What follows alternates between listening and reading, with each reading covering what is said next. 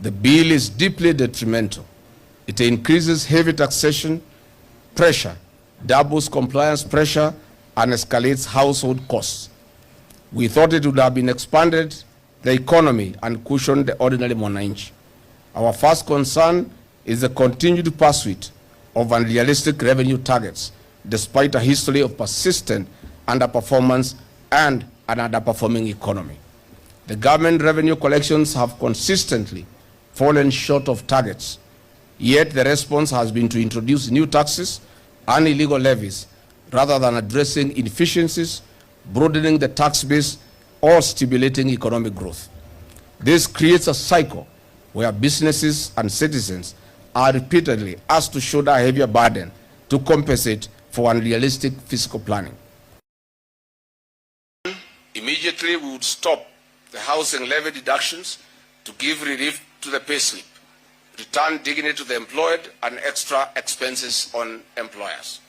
2, we would propose that the government cuts wasteful and non-essential expenditure. State machinery must tighten its own belt before it demands sacrifice from the public. What is Kenya shilling 17 billion allocation to State House stand for? We would reduce it to Kenya shilling 3 billion. Thirdly, debt growth must be slowed, and then disciplined borrowing must be linked to high impact development, not recurrent consumption. Kenya must move toward a more sustainable fiscal posture with a credible plan to reduce the deficit over time. Fourthly, education, agriculture, and health must be protected as priority sectors. Agriculture should be funded as the engine of food security, rural employment, and lower inflation. Health should be funded as a core human right and an investment in productivity.